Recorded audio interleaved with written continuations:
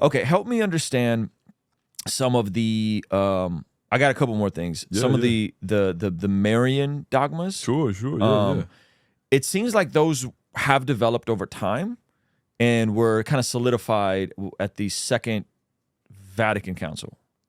Like in terms of the modern, I understand Mary's the mother of God. I understand Mary's the mother of the church. Right. Mm-hmm. I don't have any issues with that. Right. But when we're singing songs to Mary, when we're what is it? Dulia. What's the word? Co-dulia. Hyperdulia. Hyperdulia. Co-worship. Is it fair to say co-worship or no? We don't worship her. So we don't worship her in the way that we worship God. Okay. So I think that the reason that there's been confusion about this, and let me just say something. Vatican II actually didn't say anything about any Marian dogma. No, it wasn't Vatican II. What was it? 1950s, right? 1950. That wasn't Vatican II. Vatican II was in the 60s. 1950s was the Pope when he defined the bodily assumption of Mary. The bodily assumption of Mary, which is that at the end of Mary's natural life, she got her body was taken up into heaven with her soul, and that she is in heaven bodily. So I think for me, like, isn't that we're talking that's a dogma, right? That's a dogma. And a dogma, if it's a dogma, that means that it's part of the divine apostolic tradition. It's part of the deposit of faith. It is a revealed truth. Only revealed truths can be dogmas. So how does something take 1,900 years to become a dogma if it was divinely revealed at the time of the writing of Scripture? So this is a good question. We need to be very clear with our language. The bodily assumption of Mary didn't become a dogma in the year 1950. It was defined in the year 1950. Why did it? The Catholic teaching on this is very clear. Only objects of divine apostolic tradition, which is the deposit of faith, only those things are dogmas. Only those things can be defined dogmatically by the church. If it's not in the apostolic deposit of faith, you cannot give a dogmatic definition to it that binds everyone in the church to believe it. And the other thing is fine. I mean, if you want to give something else, the problem is on those, how can you make those required?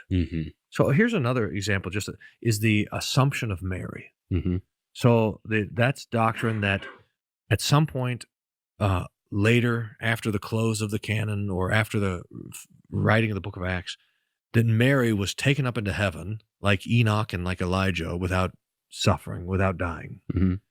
And it's a historical assertion, I suppose.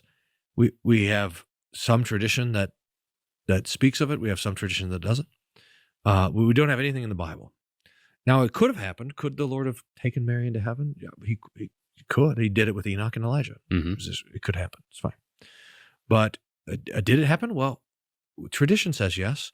The Bible doesn't say anything. So now, what do you do with that?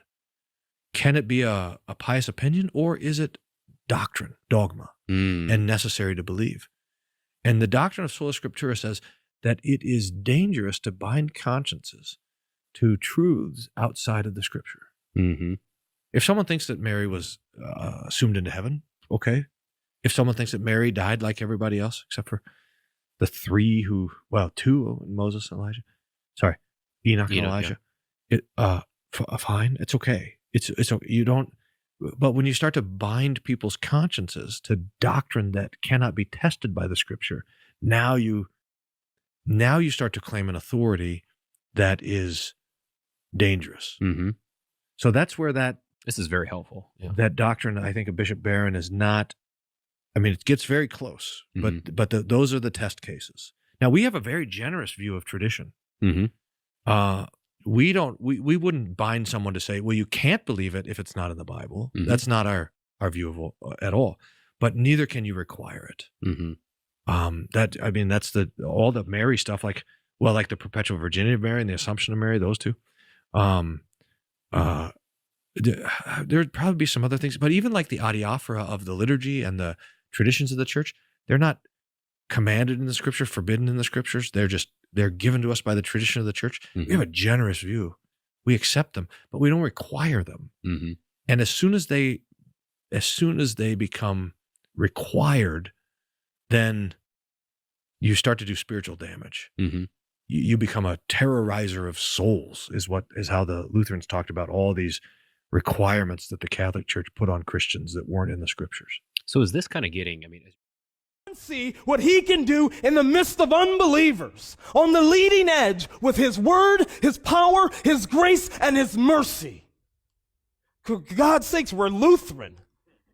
This is what we know. Wittenberg